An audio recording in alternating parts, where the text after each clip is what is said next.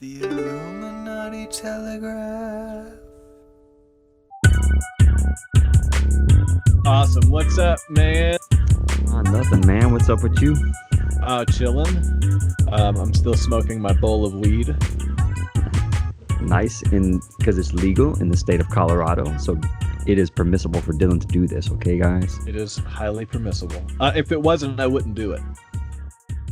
We don't do anything illegal.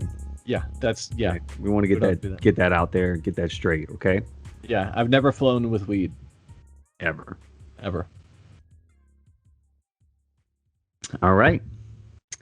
So go ahead and finish smoking your bowl of marijuana. Yes. Hey, tell me how Golgotha and Twitch was doing last night. I was working. It was all right. Man, it was like really, it was just me, Jarek, and Jeff playing Overwatch, and we had like 5 people watching the whole time, but no one said anything at all. Jeff and Jarek are like, all right, like around 10 o'clock, they're like, all right, we're getting off. And then all of a sudden it jumps up to 9 and I'm by myself and people start commenting and jumping in the stream, but I was like already ready to get off and go to bed. Like right as I'm ready to get off, I was like, all right, well, sorry guys. You know, I've been streaming for like 2.5 hours. I gotta bounce. Sorry.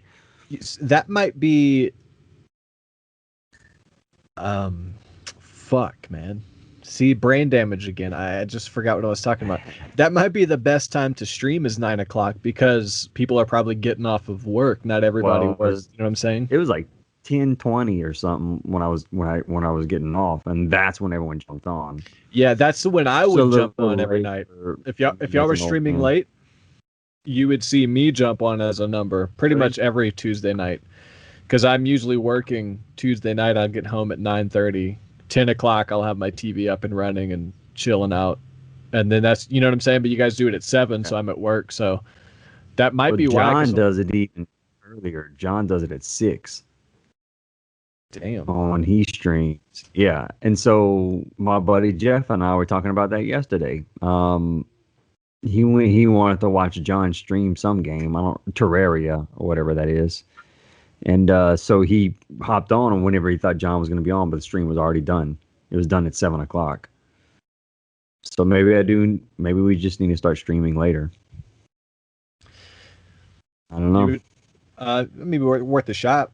There's still got to be a market of people at that time. Just maybe your direct network of people, most of them might be at some kind of shift. Yeah, it's all good. Just based off of what you said, how everyone jumped in, and then knowing that me personally would be one of those people if y'all were on at that time. Yeah, maybe so. Well, I guess maybe we'll explore that option. Yeah. But yeah, so that was the stream went okay, but I was checking out these news articles that you sent me. We're gonna be talking about Biden's HHS pick for. We're going to be talking about 2 new scientific, I guess, mysteries, right? Yeah, one of them, the heavy matter in the universe, honestly, I didn't get much from that one. It was very uninspiring, and it kind of just seemed to be kind of general. Yeah, it basically just talked about, and we'll get into it, but how we don't know how these heavy elements got into the universe, right? That was the conclusion of it. Yeah, from what I remember about that one is the regular metals that we know, steel, aluminum, yada, yada, yada. Maybe you can pull that up and screen share it and find that list. But they don't know exactly how they're made because in the beginning of the Big Bang, they weren't present. It was the hard metal, the soft metals or whatever, like platinum and gold. And other weird ones like cerindium, if I'm remembering that right. And it wasn't the normal metals that were made until later in the universe evolving process as things cooled. So I think that's what they're trying to understand is how exactly did most of these metals come into existence? Because they have a kind of a grasp of the Big Bang because there's so much theory around that they can get a hard prediction. But everything else after that, you get into like what we were talking about last episode with the big cosmic filament structures. When the universe gets that big, you start dealing with a lot more layers of laws. So they probably have a hard time understanding where most regular metal comes from. That's what I Yeah. got from it. That's basically what I got from it was, hey, we just don't understand it. Now that other one about the protons, the Oh, that one nucleons, got deep. and the antimatter, yeah, that one did get deep. That one was pretty fascinating. That one got pretty deep. But also basically states that we don't we still don't know what the fuck's going on there either. But we'll get into that. And then there was also, and we're going to talk about one that kind of scared the shit out of me that we're not prepared for. Yes, About that one. Yep, well, about the sun and some UFO stuff. So that's what we got on the agenda for today. What do you want to start with? I have the UFO stuff to start with. Okay, let's start with the UFO stuff. So I'm getting more and more. Hold on, the article's not loading for me. I sent you this basically last Wednesday, right after at the end of the night, whenever right after our podcast, I think. Yeah, basically right after the podcast. It was another UFO sighting. Yep, American Airlines are not denying a possible UFO spotting. The pilot basically says, "Talk to the FBI." So basically, there was a transmission that was recorded by this guy for his blog called Deep Black Horizon, that captured the American Airlines pilot calling into the flight tower or whatever that is, asking, "Do you have any targets up here? We just had something go right over the top of us." And he said, "I hate to say it, but it looked like a long cylindrical object that almost looked like a cruise missile type of thing moving really fast. It went right over the top of us." So yeah, this happened. Let's see, does it say the day on there? This was super recently. Yeah, February 21st. Mm-hmm. The article, that was a Sunday. I think the article was written the following Tuesday or Thursday, 26 or something. And does it say where? Yeah, it was in Arizona. Is where the flight took place. I'm just trying to think of where it was. The flight was in northeastern New Mexico, Or did I just read that? above Clayton, New Mexico, and it was a flight from Phoenix to Tucson, Phoenix to fuck, I forgot where. Phoenix to somewhere northeast. There's been a lot of UFO activity around that area, though. Is kind of what I'm getting at. Yeah. And yeah, there has Tucson, Arizona. You had, man, even like the Phoenix Lights incident, like all just that general southwest area. There's always a lot of UFO shit that goes down there. So yeah, that was pretty interesting. Did you dig any more into that one? Yeah, I did. That was flight 2292, 37,000 feet, and they saw it a few thousand feet above them. The Albuquerque Center did not respond because local air traffic interfered with the transmission. So when they called out, that's why they never got a response on the audio. There was like two traffic controls that conflicted with each other.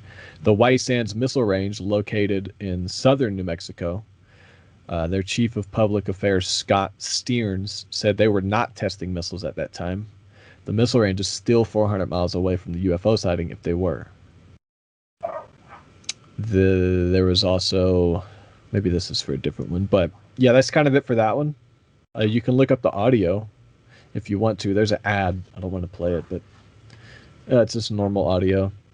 But the audio was confirmed from United Airlines as being official, even though somewhere else in that article it contradicted that and said it was not official audio. So it's like, I don't know what the fuck that means. So this article makes mention of another encounter, which I have here. Highlight spotted in North Carolina. Is that it? Well, with there Lieutenant was Robert Graves. Is that the one uh, you're talking about? nope. Go ahead and share yours. This is a different one. Okay. Share screen. I'll put this article Shit, up. what is playing on my computer? Sorry. Is it your hentai bukkake porn again, Jesse? Oh, sorry, man. I just can't help it. Can you see my screen? Yes. Okay. Can you still see it? Yes. Okay. I'm learning the Skype because you can actually share only your screen that you want to share, like OBS. The window. Cool. Yeah, I was sharing my whole computer screen last, so I want to make sure when I bring my notes above the window, you still see the window. So there's the article. Look at that handsome bastard. Beautiful guy. Why would that guy lie about seeing a UFO? He wouldn't. He's got a wedding ring on, a dark Yep. gunmetal one. He's Married. a Yep. Married. He's a smart, tactical respectable guy. young Yes. man. Would not lie about this. Yeah, look how clean his table is. He even has an Apple Watch. Is that what that is? Yes. He really likes his text. Sitting in some corner in some room. Yeah, no disrespect to Lieutenant Ryan Graves. We're just having Right. we're having a good crake. Just yeah. If he sees this episode, I'd be honored. Yeah, I doubt he will. Even if he hates me and kicks my ass, I'd be like, right whenever he blows the knockout punch to my face, you fucking twerp, I'd be like, I can't believe you watched my show, and then I'd be out. So, it's all good. Lieutenant Ryan Graves, pilot of a FA-18 Super Hornet, claimed that crafts would be out all day, not showing visible engine or infrared exhaust plumes. That's the other big thing about these sightings. So, but they could reach 30,000 feet at supersonic speeds, compared to a 1 hour limit for gas-powered jets going the speeds they observed. Does that make sense? Yes. Yeah, basically if he did that, he would. So there's some technology, even if it's not aliens, there's some technology that's out there that someone's in possession of that we have no idea how it works, and we're getting reports of this from like reputable sources like Navy pilots and shit. I mean, someone has this technology and we don't know how it works. So it seems like we would have a vested interest in trying to figure out what's going on there. Yeah, as a country, right? You know, because they have technology that we don't have, whatever it is. Yeah, obvious defense reasons. Right. Lieutenant Fravor, who spotted the Tic Tac, was asked in an interview, I think at the Lex Friedman interview, which is really good if you haven't listened to it. It's really, really good. Yeah, he said, I think he asked them what if another country is in charge of this, if it's China or Russia, how likely is it could be kept a secret so that people high in the military, Pentagon, who's admitting this is mystery, high up, that those people would not find out it's Russia or China. And Lieutenant Fravor said it's very unlikely they would not hear about it.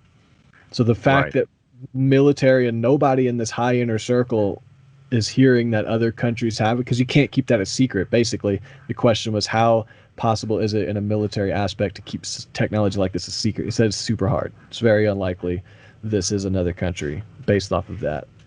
So I feel like he's pretty convinced it's not of this world for sure. Yeah. Yeah. And he saw it with his own two eyes. And that dude, go listen to that interview. He's super convincing. Not a kook at all. Not your typical UFOologist that might seem like they've, I don't know, been smoking crack for too long or something, and now they see aliens. Yeah, you can tell when you're dealing with one of those guys. Yeah, he's super reputable. And Bob Lazar worked on the technology, and he's super reputable as well. And he said they've tried to cover that shit up like he's not super reputable, and they've kind of smeared him. And he did get into some weird shit.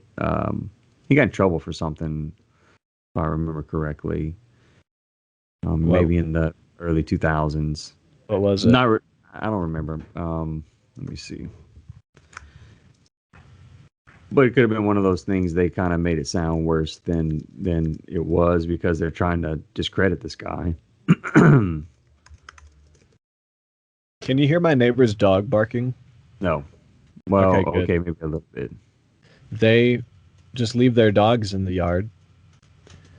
Hey, Mason. My little chihuahua just came in here and sniffed my leg. Hey, Maybe baby. he wasn't. Hey, sweet Bubba. I remember him like getting arrested for something or something like that. Not related to the UFO stuff. The only drama I remember him being a part of was the agents who were tapping his phone learned his wife was having an affair, and he didn't know about it at the time they were investigating him. So he found out from FBI agents or CIA agents, whoever was investigating him, about the affair. They then deemed he was potential for psychotic break and unfit to work, so they fired him. So that's the only paperwork along the way that makes him seem crazy. And it's like the guy's wife was cheating on him. He didn't go crazy. You just said he's a liability and then fired him. That's like the only thing people have against them. Yeah, no, I believe the guy. But he said, I'm trying to lay all the evidence out there. You know what I mean? The government If claimed against him. The government claimed the craft he was working on, trying to back engineer, was an archaeological find. Right, so it had been here since maybe ancient times. Exactly, man. When you want to talk about ancient aliens and all this weird shit in the past, you know, you got reputable sources. Like I said, man, the more science and things advance, the more this ancient mystery stuff just has a stronger foundation to stand on. That's the irony, is that the more stuff comes out, the less the wacky old shit. I don't want to make that confusing. The more science comes out, the more believable the old wacky shit is. Ancient wacky stories. That's what's weird to me. Yeah, you're right. I get what you're saying. That's what's really weird. Stuff if you that have was fantastical and wacky back in the day, that science is coming out to prove that it's true. Yeah, and I mean, Bob Lazar's not directly trying to say that the pyramids were built by aliens, but I'm just saying, if you're somebody who believes that, and then you're also following science, so you can stay balanced with your information, science just kind of feeds back over here, like it just kind of builds more. Like, this doesn't go away the more you. It's very weird, you know. You think aliens building the pyramids as a theory would fall apart the more you look into the truth of ancient myths, and it doesn't. Or at least influencing the building of the pyramids. Yeah, right. It's weird ratios, and it's cosmic alignment. How it's a solution to the squaring of the circle. All these amazing. How it's a 1 to 42,000 scale of the Earth. Mm-hmm. Like to hundreds of feet. It's all nuts. Yeah, perfect representation of the northern hemisphere of the Earth. It takes into account the bulge. I mean, you kind of need. I was looking at super advanced knowledge of the Earth, like super advanced geodetic knowledge, for you to be able to, build something that precise at that scale. And then, not to mention, it was probably a super complex feat of construction as well at the time. Exactly. On top of the science, like the math, it's how did they physically do it is one of the biggest questions. So they were, maybe ancient humans were just super intelligent, and I don't know, but maybe they had outside help. I think they did. I like to think that they did. But this Lieutenant Graves did. Or what? More fun to think that they did have outside help. Oh, it's definitely more fun. Lieutenant Graves and 4 other Navy pilots in an interview with the New York Times claimed they saw objects from 2014 to 2015 in training maneuvers. That's a lot of fucking objects. Don't you think after a while you would be like, oh, it's a balloon. Okay, it's definitely a balloon. After 6 months of seeing shit, you'd eventually catch on what it is, right? Right. You wouldn't have a bunch of trained pilots over the course of a year still not knowing what this is they see.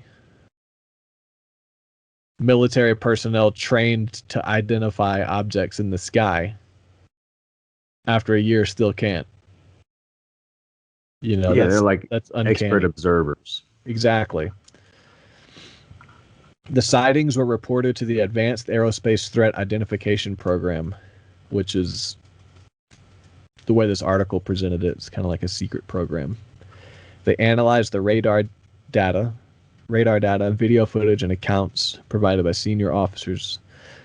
The senior officers of the Roosevelt, the ship that they were training off of. Louis Elizondo, a military intelligence official who ran the program until he resigned in 2017, said the sightings were a striking series of incidents. The program was shut down in 2012 when the money dried up. The Navy said it currently investigates other cases of UFO sightings, and Elizondo said the military still investigates UFOs but under different programs. Leon Golub, a senior astrophysicist at the Harvard Smithsonian Center for Astrophysics, said the possibility of being extraterrestrial is so low it competes with many other mundane explanations like bugs in the radar, atmospheric conditions, and neurological overload from multiple inputs during high-speed flight. That sounds like a stretch, like pilots just caving under the pressure and they Right. start seeing shit. Which I guess flying can be incredibly taxing on your sensory system, but I don't know. I'm not a fighter pilot, but I've heard fighter pilots talk about it. Yeah, the G-forces in the blood. Yeah, The you have to do pilots... the hooking or whatever. Yeah, that thing. The pilots began noticing UFOs after the 80s era radar was upgraded to new stuff, and more pilots began noticing as well as their planes were upgraded. That's the end for that segment. I do have... There's shit out there. Freaking ad. Go away, ad. Come on, Dylan, you don't want to subscribe? No. Pilots over southern Arizona encountered something strange last month. Is this the one you just talked about? No. No, I just- wasn't. Yeah, this is a different one. So, was anybody above us 30 seconds ago? Negative. Air traffic controller responds. Something did. Something passed over. Another pilot chimes in. It was a UFO, and everyone laughed. This was February 24th. In the skies. It's just this year? Yeah. Let me see.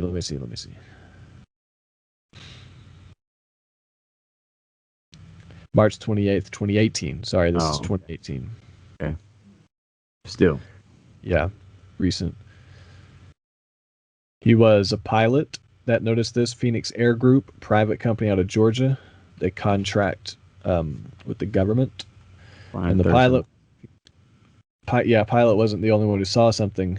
They asked another pilot on his path a few miles later to keep an eye out, and they said, "Let me know if you see anything pass over you here in the next 15 miles." To another pilot, American Airlines 1095 was flying slightly behind the small jet. So the Phoenix Air Group pilot adds to the radio conversation. I don't know what it was. It wasn't an airplane, but the path was going in the opposite direction. A few minutes later, that other American Airlines pilot says, "Yeah, something just passed over us," noting it was about 3,000 feet above them.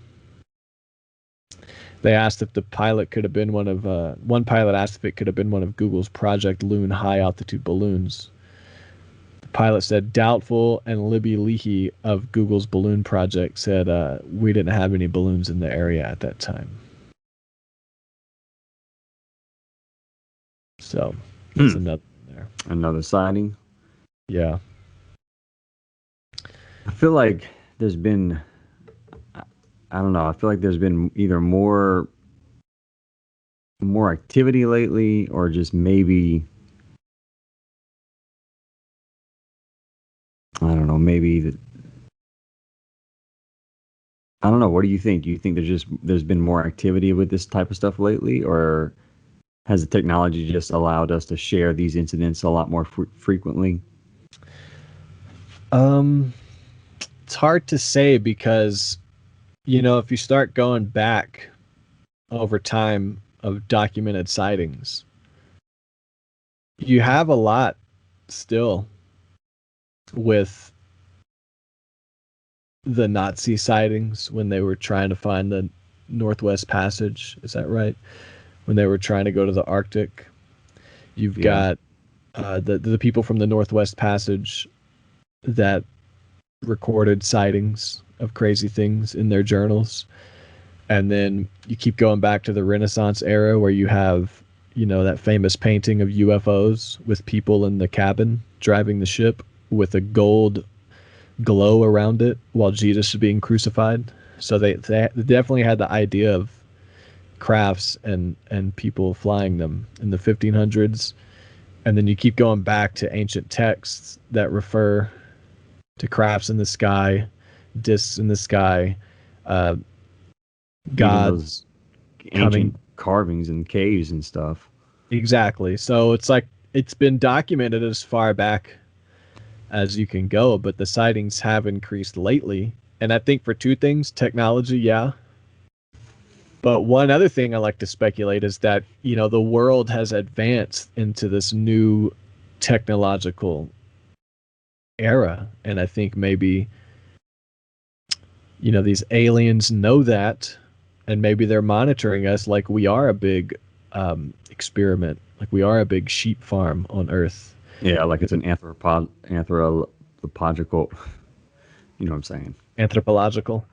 Yes. Yeah. Big So it could study be of us. they're monitoring us and watching us, and they're coming back more and more because we're hitting this new phase. We have nuclear weapons. That new documentary, The Phenomenon, with Jacques Vallée. There's a lot of Yeah. military declassification of events with Have you watched that? UFOs. Yeah, several times. And What is it on? I heard about it. I I want to go. rented it on Amazon. It's on Amazon. I'm gonna Yeah, rent like it. $4. But there's one case where a military base reported crafts over their missile um, hangar, and they were about to launch the missiles at the craft, and the missiles were deactivated. I heard about that. Yeah, there's actual military documented events of these crafts directly engaging with their technology and um, disengaging it, deactivating it. So it's on there. There seems to be this kind of malevolent, I think that's the word, or benevolent, loving, kind of protective thing coming from these non-violent crafts, because they're always threatened by our military, who shoots things at them when they find them. That's been counted a few times, and they don't destroy back. They just another event was a pilot shot at the missile and then it deactivated his plane and he just started nose bombing. Didn't kill him, it just deactivated his plane. And he said, my biggest regret was not trying to make peace with it, just attacking it. Damn. So I think there's kind of like to answer your question, we're spotting it more because technology, but also I think they're watching us because they know we're at this pivotal point and they're trying to protect us from destroying ourselves. Yeah, but man, wouldn't it be amazing if we could get the technology that they have? Yeah, but if like the wrong, if we use it to bomb Iran, if Joe Biden and Kamala Harris are in charge of anti-gravitational weapons, oh man. Yeah, I haven't And then you heard much got about that. and then you got all the liberals who support them, who would be supporting this anti-gravitational technology because it's part of the Green New Deal. It doesn't burn fuel. And all the conspiracy theorists are like, but they're using it to bomb Syria. And they're like, shut up, you fucking misogynist asshole. It's okay. So that would be bad if, but it would be cool to have that technology if they could put it into like a PlayStation 5 and make it fun. PlayStation 5. Yeah, and make it fun. But But no, just imagine us being able to like traverse the universe, and I mean, it seems like they have some type of gravity. Like Bob Lazar talks about how he thought that the propulsion might have worked, even though he didn't fully understand it with element 115, and how it could have been this thing that bent gravity around it. which caused it to propel through the air. So just being able to have an understanding of that and understand how that propulsion system works, because all of these sightings always talk about how there's no visible evidence of propulsion from these crafts. I mean, no that's a infrared consistent detection. that's a consistent theme across all of these sightings from all of these pilots and fighter pilots. There's no exhaust fumes. There's no infrared, like you said, infrared visibility. I'm looking for this article that I found on this guy's blog, and it's not showing up the same way, but it was another account. The CIA knew we were going to talk about it, so they blocked you. Yeah, there was another account another recording of a UFO sighting, and I read the article, and I had it. But it was a pilot that saw UFO, and his co-pilot went to the bathroom, and when his co-pilot came back... You just had it pulled up. It's not this one, though. Which one was that one that you're talking about? I had that pulled up because he said that he saw a gold glow around it. It was bright like a sun, brighter than the sun. He could see it in broad daylight. So there was a gold glow around it. And odd light spot in North Carolina. Several theories. There was a orange glow around it. Yes, the beaming light, Arizona. Here it is. And the gold glow around this ship is the same thing Tom Walton reports in his story, which he was just interviewed on Rogan. Yeah. Have you heard? Yeah, because he said you could see the glow of the ship in the woods from far away. And multiple hunters and people around the area, independent of their experience, which there were 7 people in his group that corroborate the story. And all those other people corroborate the same story of seeing that glow. But he said it was an orange glow that was warm, and it just illuminated everything perfectly. It was kind of eerie. So that orange glow is consistent with this guy's... the balloon. Yeah. This is it. With this guy's account.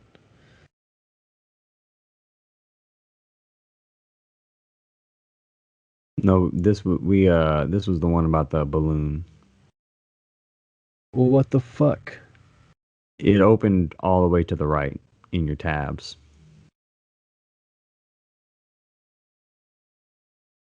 No, maybe not. I'm gonna open it again and pay attention. Balloon plane. Oh, okay. Yeah. And that's it. My bad. But we talked about that already. I just want to show that he made the claim that it was glowing, because I'm going to connect it to what we were talking about, that painting with Tom Walton. Well, there's a Tom Walton account. So do you think he's 100? Like, do you think he's telling a little bit of bullshit, or he's 100% telling the truth? Here it is. Who, Tom Walton? Yeah. When he talks about like his experience inside the craft, it didn't seem like bullshit to me. No, I mean, not totally, but like he kind of stopped and stuttered a bit. Like whenever he was asking him about what the beings looked like. Mm-hmm. Yeah, I don't know. You can always pick out things to make his story was corroborated, in terms of the craft actually landing in the clearing and all of that. But his account inside the craft, it's easy to pick that apart and be like, oh, it's bullshit. But if you compare it to somebody telling the same story that's obviously bullshit, it's not the same kind of bullshit. It seemed believable from him. Yeah, but it seemed believable. Here's the account here. I couldn't make out if it was a balloon or whatnot, but it was really just beaming light or had a big reflection and several thousand feet above us going the opposite direction. Beaming light. Yeah. And was it a balloon? Yeah, good luck solving the problem because there were no balloons around. Okay, so there's that. There's Tom Walton's account. And I'm going to Google search real quick and show you this ancient painting, which you might have seen. But just remember the orange glow around the craft. And Graham Hancock actually talks a little bit about this as well. about some of these ancient images and paintings and carvings and of what appears to be, I guess, aliens that are bestowing this bag of gifts to the ancient cultures. Hmm. And he talks a bit about that. Man, see, it's so fucking aggravating searching this up on Wikipedia because you find the picture and then you, not Wikipedia, just Google, and then you click the picture and then it brings you to another page where you got to click the picture again. And then when you finally click through, it's like, just show the fucking picture, god damn it. Look at all this shit. He's so Motherfuck. mad about interneting. Yeah, man. Computers can't handle all this, but it's a soldier. All right, I'm so just trying, I'm trying just to get trying a to. picture of. I got the picture. Do you see it? Yes, and okay, Yeah. in the top left corner you have. I'm just trying to zoom out, and the Top right motherfucker won't corner. zoom. So look right here. Yeah. This is the craft with the person inside, and another one here with the person. This was like in the 1500s or something. No, Pinterest, I don't want to save you, bitch. God damn. But you can see the craft here. It's every time you bring. Shit. And here. Yes, we see what you're talking about. But there's an orange glow. So I'm just saying that orange glow depicted by the ancient painting right there. There's an ad popping up. Yeah, motherfuck me. And Pinterest right over the craft, man. Fuck you. God. So you can see it, man. Yeah, it's that, but I see exactly what you're talking about. In the top left corner, there is a craft, which what looks like could be orange or yellow or like some type of glow on it. Yes. And is that? It's hard for me to see in the screenshot, but I guess that's a person that's depicted inside of it. It is a person. If you find a clear picture and look at it, it is clearly a person. And there's the What's other the one name of over that here. painting? Another clear person. I'm trying to zoom out and it's taken forever. The Crucifixion of Christ, Kosovo, 1350. So what my point is, the orange glow is here. The orange glow is in Tom Walton's account, and the bright orange glow is in this recent account. So I'm starting to think, this is what I'm saying about these old paintings and ancient shit, is that you might look at this painting, see those crafts, and be like, oh, they were just crazy. But now modern science and modern military is accounting the same thing. Oh yeah, wow! Orange glow crafts, and it's orange glow crafts, and it's just starting to make me convinced that the ancients were right about a lot of stuff. Yeah, and we need to pay more attention to that. That sums it up for the UFO stuff that I have. Check this out. Can you make that bigger? Wait up. Oh no. Okay, there it is. Not what I wanted to do. But yeah, this. Yeah, there you go. Look at that. So that looked exactly like, I guess maybe that is what was in that painting, just a way clearer version of it, right? Yeah. I mean, that looks like the same symbol and everything. Anyway, just wanted to pull that up. Yeah. Pretty wild, right, bro? Yeah, very wild, man. Because you've got military accounting the same exact thing. Crafts that are glowing. So now we have, first I feel like the reports are starting to come out more and more. We first started with the New York Times article in 2017, and now you had the fighter pilots like David Fravor, and this other one that you were talking, Ryan Gosling? Leary, No. Ryan Graves. Yeah, sorry. Graves.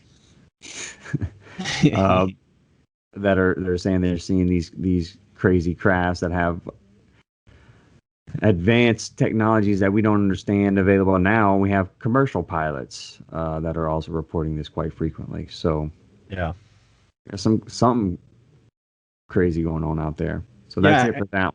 So real quick, I just realized if you go back from the commercial airplane account of the orange glowing craft, back to Tom Walton's orange glowing craft, all the way back to this painting, the orange glowing craft, see the whole then that painting is the pivotal point here, because you get into Jesus's crucifixion. Because in the Bible it says that a large object covered the sun and cast a shadow in the moments Jesus died. And ancient alien theorists say that was a UFO disc, because there's a lot of UFO suggestibility in the Bible when you pay attention to it in that way.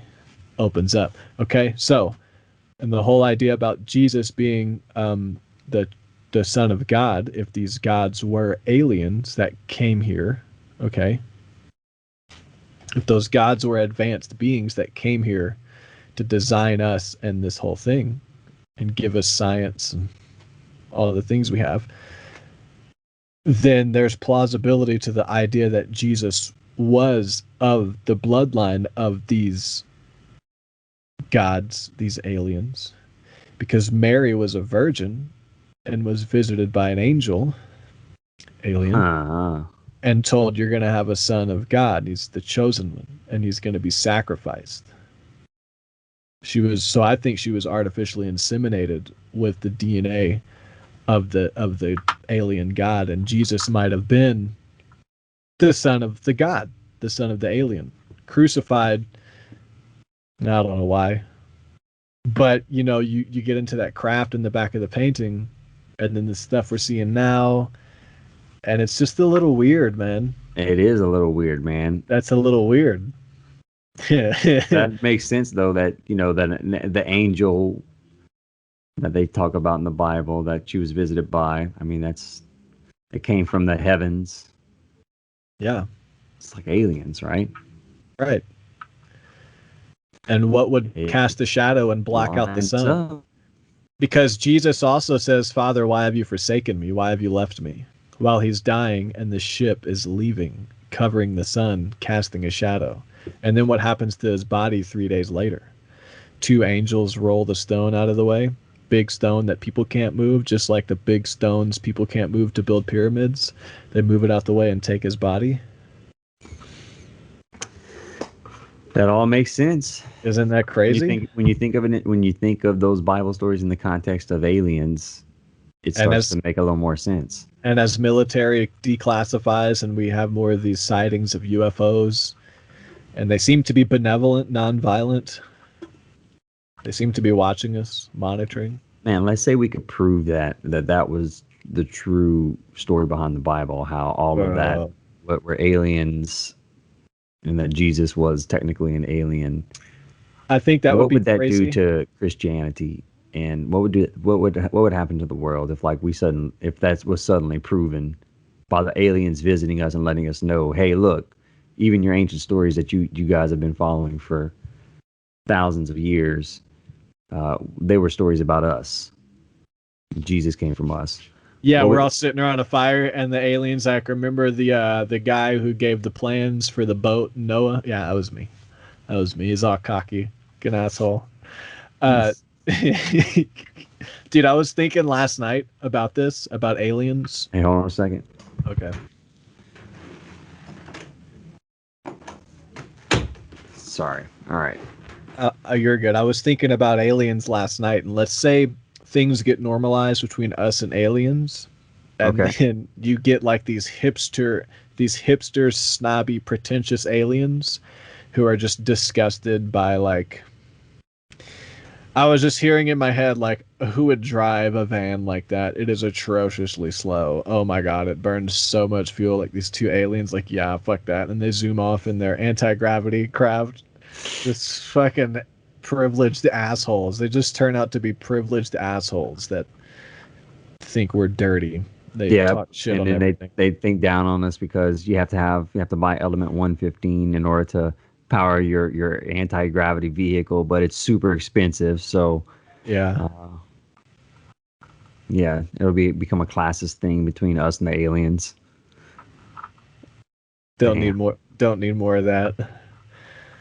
Don't need more of that. They'd be in the liberal places. Like, the liberals move to the mountain places, and aliens love going into the mountains with their ships. It would really, really ruin the Pacific Northwest. I mean, Portland would just go downhill pretentious aliens and human hipsters.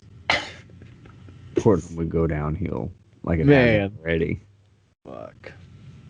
We don't need liberal hipster aliens or crazy right wing aliens uh, protesting with anti gravitational Molotov cocktails. That's serious danger.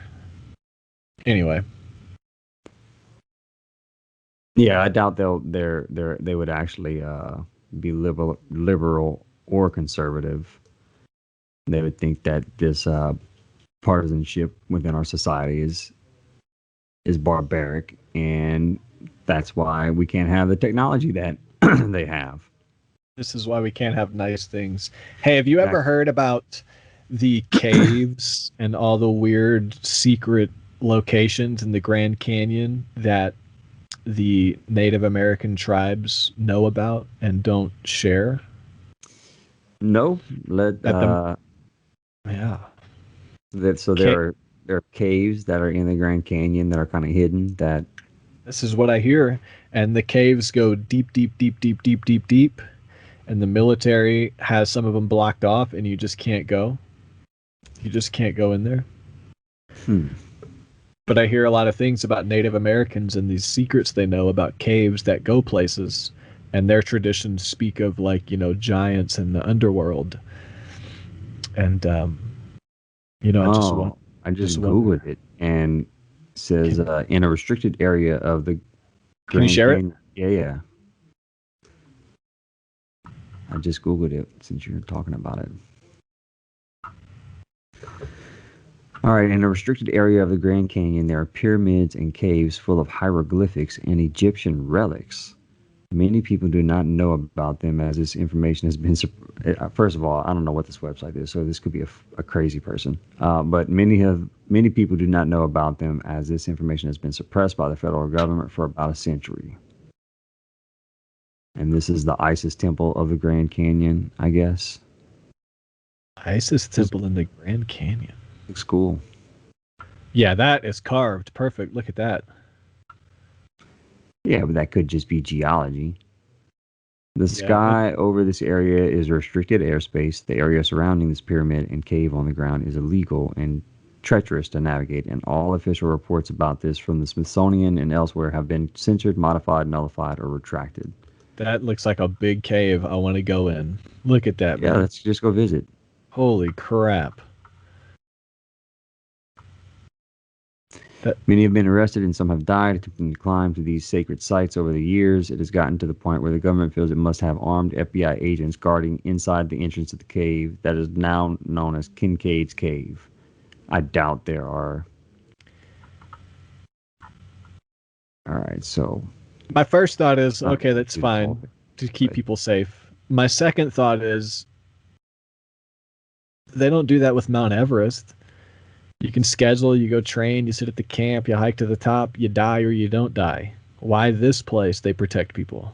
There's some places where people can just go hike and die. They don't care. Why this place? Why this place? Like why are some of these places the ones where they care about people's safety? this is another site talking about it.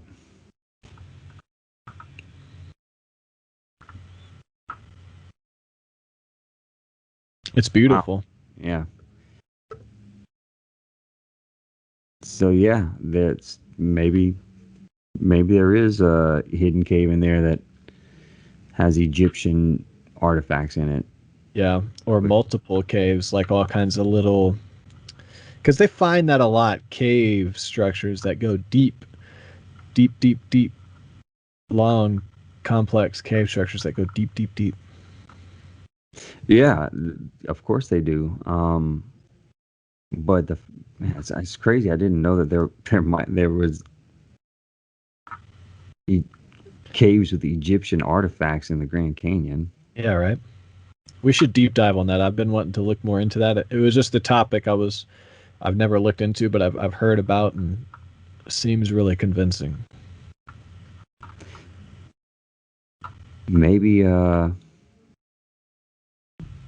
maybe the Egyptian culture goes back to like Pangea days, and they were just spread across the lands, and lived in the Grand Canyon. I don't know. I think the Egyptian culture, personally, is a continuation of the original advanced culture, which was destroyed in Atlantis in the Great Deluge. What was left over became the Egyptian that rebuilt in Egypt and all over there in that area.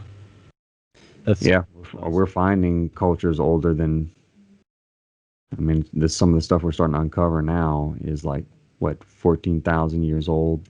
Yeah, Göbekli Tepe lines up with Cygnus X1, which is what would have been the main constellation. I think that's the pelican bird, something. It's aligned with that, which would have been the main constellation 15,000 years ago, which is also when a lot of the giant bones are dating back to in like these Russian caves. And there's a name for it, and I forget the name. It's on my phone for the giant race. Scandinavian? Not Scandinavian. No, Scandinavians an actual race alive today. Yeah, it's something like that. I can't believe I forget the name. But yeah, it looks like there was an advanced culture building Göbekli Tepe 15,000 years ago, before the Great Deluge and the melting of the ice caps that was lined up to that constellation, Cygnus. And then as the constellation moved into a new era, things were lined up differently with like I forget, but different than the pyramids in the Egyptian era before the Great Deluge 15,000 years ago. I'm trying. Yeah, I can't remember the name of the period either. It was in my notes from a Randall Carlson episode, but I don't have it available for me right now. Oh well. Cave giant. Man, that's right on the tip of my tongue.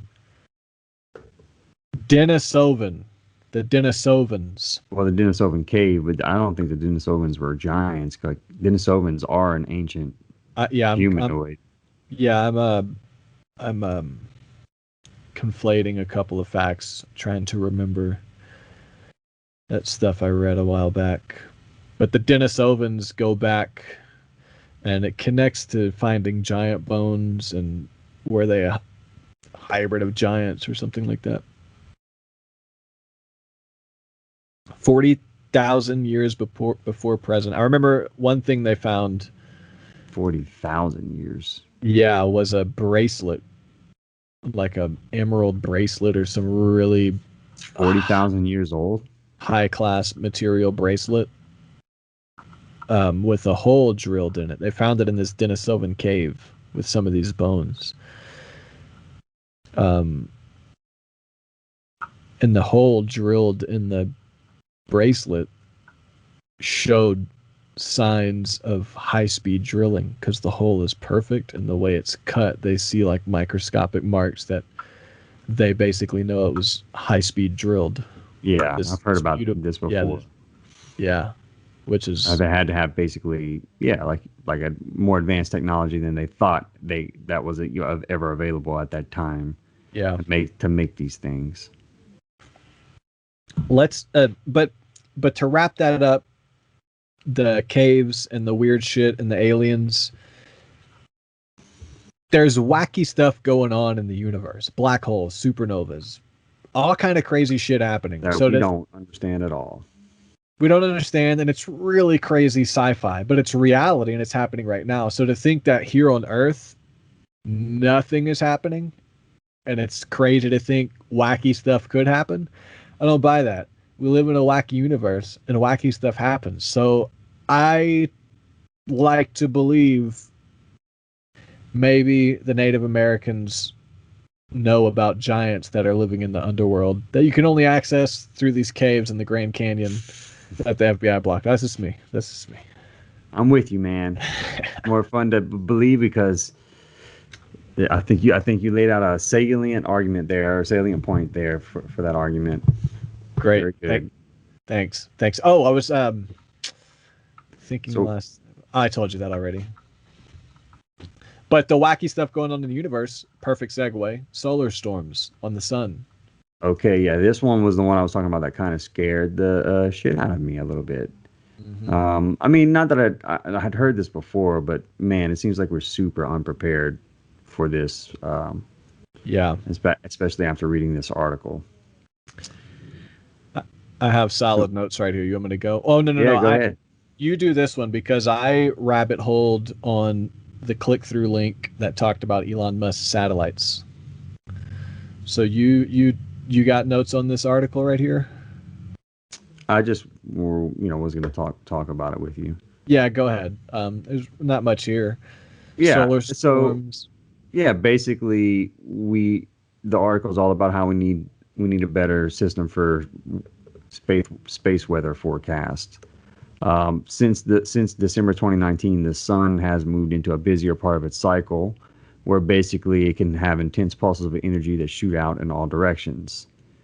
Let's see. Some of these, I think there's two types of eruptions that happen that it shoots out. One's a coronal mass ejection, and another one is a more mild version. I can't remember the name of it. Let me see here. A coronal premature ejection. It'd be funny if it was named that. Anyway, so a big one of these coronal mass ejections could take out a swath of our communication systems and power grids before we even knew it hit us. They had a near miss in the summer of 2012 where a giant solar storm hurled a radiation-packed blob in Earth's direction at more than 9 million kilometers per hour. It traversed nearly 150 million kilometers toward our planet and would have hit Earth had it come just a week earlier. And then we only learned about it after the fact because a NASA satellite designed to watch for this kind of space weather. Yeah. Oh, because it struck a NASA satellite designed to watch for this kind of space weather. So that's hilarious. That was just in 2012. So we are wildly underprepared for that kind of coronal mass ejection that can hit us that we wouldn't even see coming. Yeah. And that was the most intense since we measured since 1859. And I'd heard about this before. This was an event called the Carrington event, known after the British astronomer Richard Carrington, who witnessed the event and recorded what he saw. That basically fried telegraph systems and actually electrified and shocked some of the telegraph operators back whenever we had that as our form of communication. So if we had that level event today, it would knock out satellites, disrupt GPS, our mobile phone networks and internet connections, banking systems, aviation trains, and traffic signals would all take a hit as well. And the damaged power grids would probably take months or more to repair. That would suck. It would suck. Very I bad. hear the Texas freeze was weather control because they're wanting to test out a large power outage. Which reminds me that it's really weird. Climate change is a big thing, and everyone thinks it's getting hotter, but then Texas freezes over. So the climate change conversation doesn't change. It doesn't go, hey, maybe some places are getting warmer and other places are getting colder, so there will be like a balance. I just thought that was weird. Well, I think the argument for what climate change, I haven't deep dove into this subject, but the way it works from what my super low level understanding of it is that as the ice is melting at the poles, it shifts that jet stream that controls kind of the flow of the weather further south to where it goes further south away from the poles, which disrupts weather patterns throughout the rest of the globe. So I think that is the argument for how climate change is affecting these places and causing like cold weather, maybe where we didn't expect it, and at different times of the year and different points, because all of the weather patterns have been disrupted by the jet stream that runs by the poles getting pushed further south. I always wonder, and there's a lot of, Randall Carlson has a solid argument, I guess. But how much solar cycle has to do with climate change? Because what's happening in our solar system, the gravitational fields, magnetic poles of Earth get shifted based off the sun. Its poles shift every 15 years. That's the Carrington event. Every 15 or 12 years, it shifts. So that one was the 25th event. Cycle 25 is what they called it in December 2019. It flips every 11 years, the poles of the sun. So how much of climate change is actually due to solar cycle? And if we were to stop burning fossil fuels, how much of climate change would actually be fixed? I think that's a fair conversation that's never had. It's always put on us because we drive cars. Sure. The whole solar cycle, I it's get just you. put on us so we can pay carbon taxes. And there's no like discourse about solar cycle as well. Yeah, it could. I It's very don't know. strange. I'm not a climatologist, and maybe the fossil fuels have nothing to do with it at all. Right. You know, maybe it is solar cycles. And this Yeah. article reminds me a lot about the narratives that mainstream starts to put out, like the narratives about terrorists before 9/11 primed us to not trust terrorists.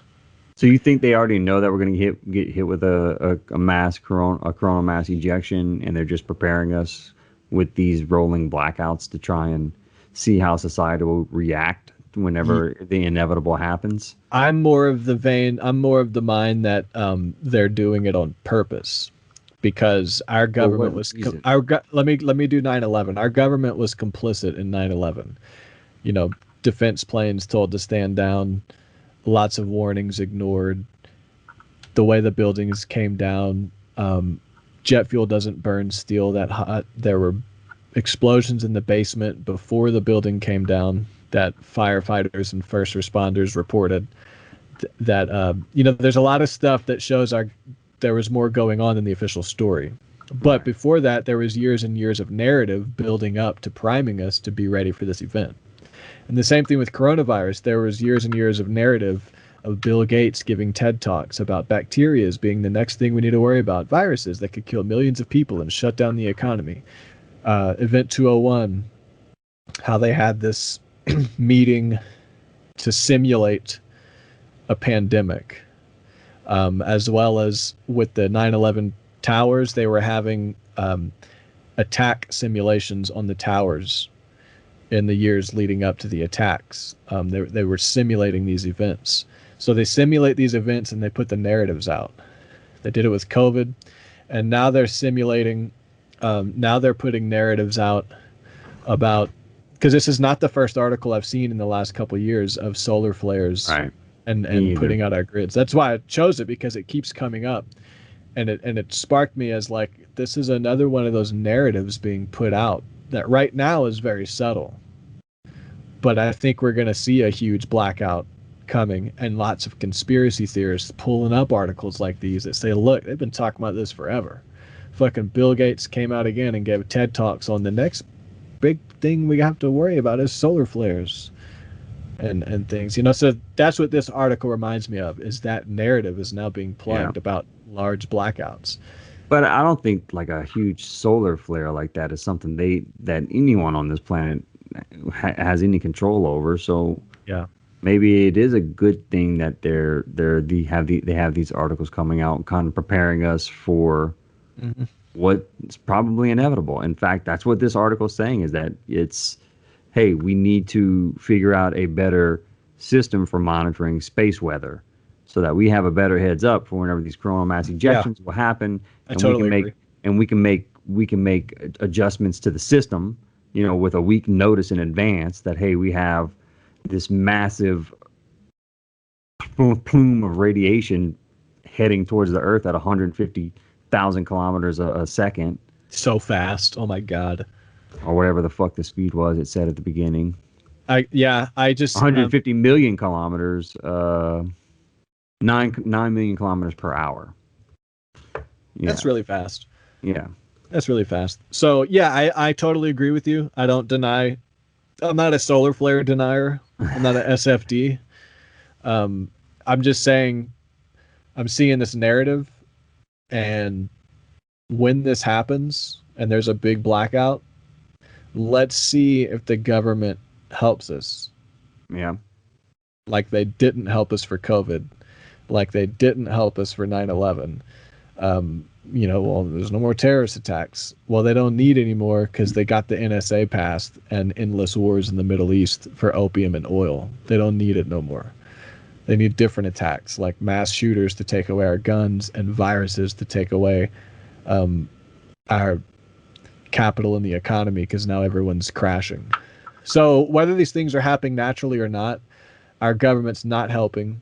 They're capitalizing and they're planting these narratives ahead of time, conditioning people.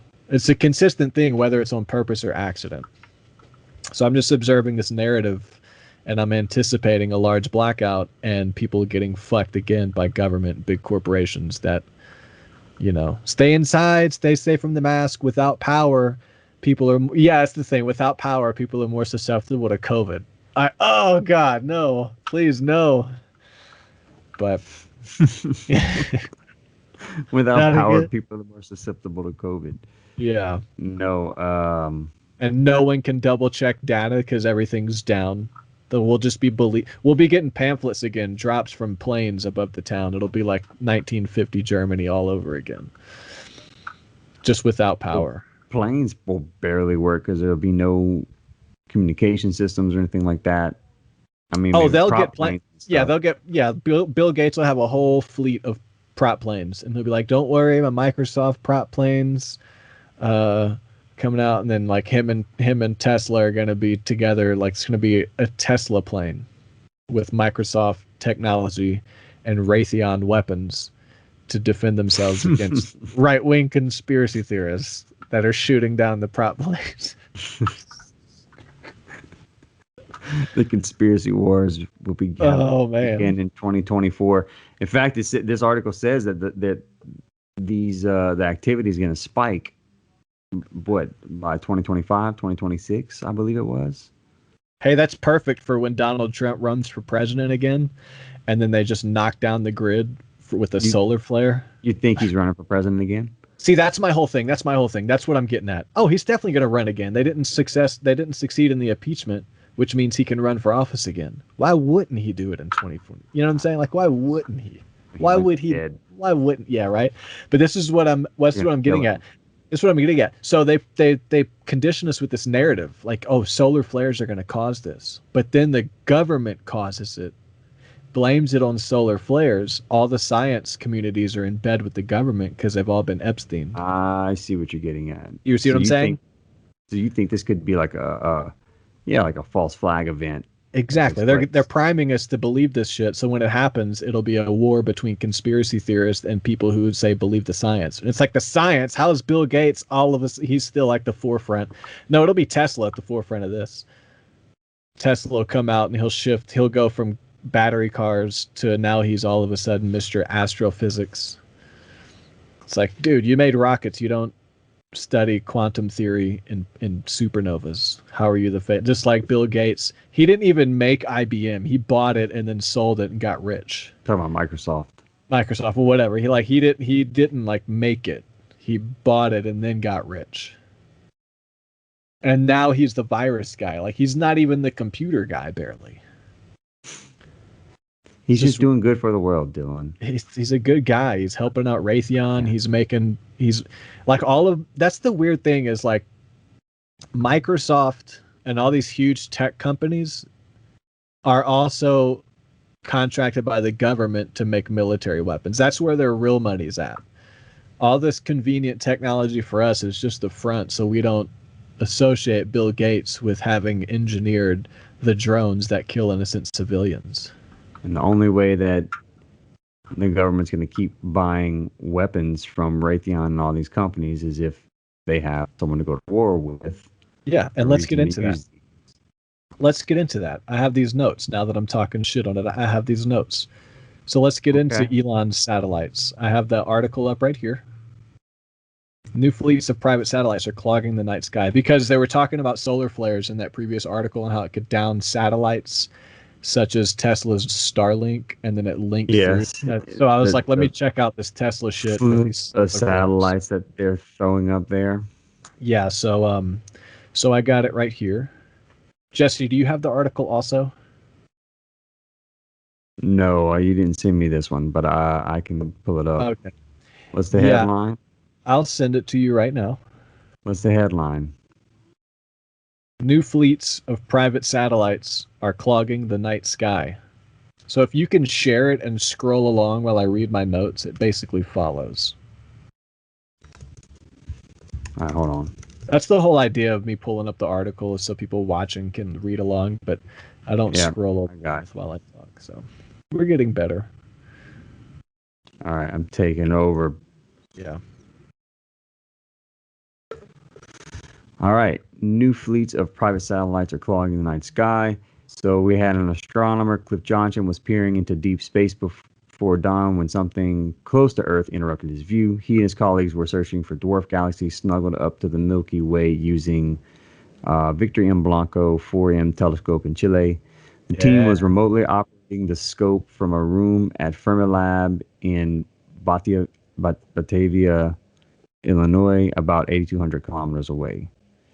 So they had a nice clear night, and through outdoor webcams at the observatory, the team could spy on the scene in the high Chilean desert. The sky was immaculate, inky black with dots of white starlight, and all of a sudden, through this webcam, we started seeing these streaks popping through.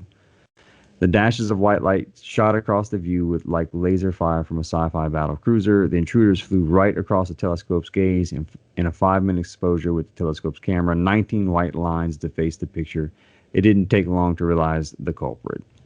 Mm-hmm. A week earlier, Satellites. yep, on So November 11th. Okay, go ahead.